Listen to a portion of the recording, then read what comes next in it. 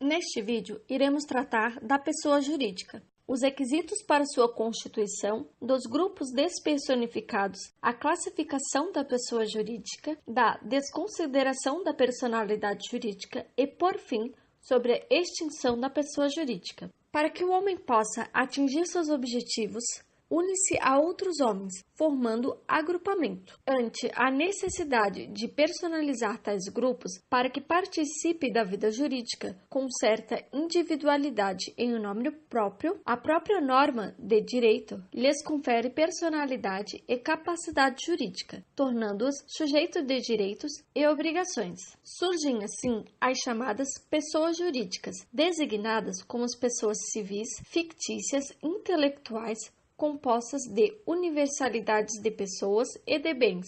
Assim, a pessoa jurídica é a unidade de pessoas naturais ou de patrimônios que visa a consecução de certos fins, reconhecida pela ordem jurídica como sujeito de direitos e obrigações.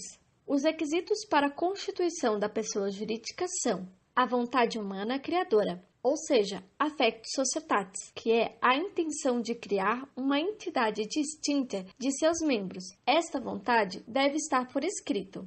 A observância das condições legais, ou seja, o ato constitutivo, que é o requisito formal exigido pela lei e se denomina estatuto. É um instrumento particular ou público, registro e autorização ou aprovação do governo.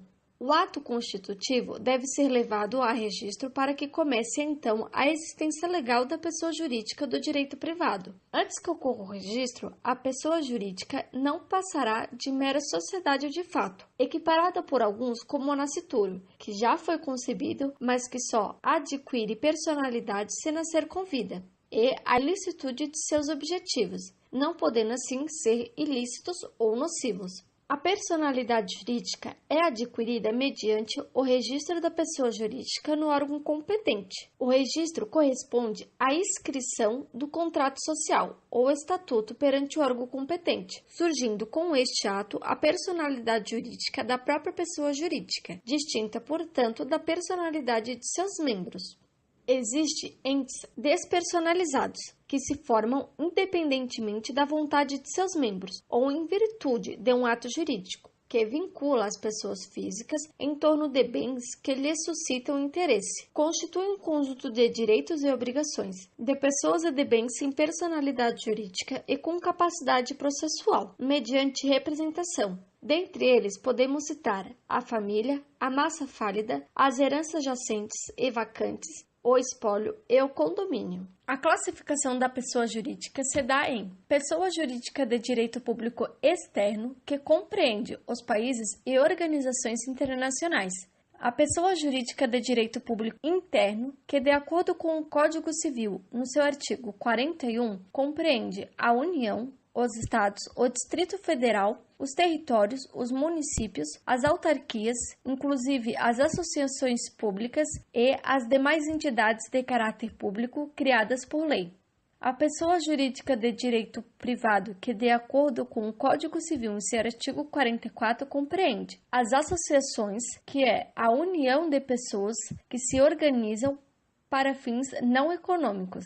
As sociedades celebram o contrato de sociedade às pessoas que reciprocamente se obrigam a contribuir com bens ou serviços para o exercício de atividade econômica e partilhar entre si os resultados. As fundações, que constituem um acervo de bens que recebe personalidade jurídica para a realização de fins determinados. As organizações religiosas, os partidos políticos e as empresas individuais de responsabilidade limitada.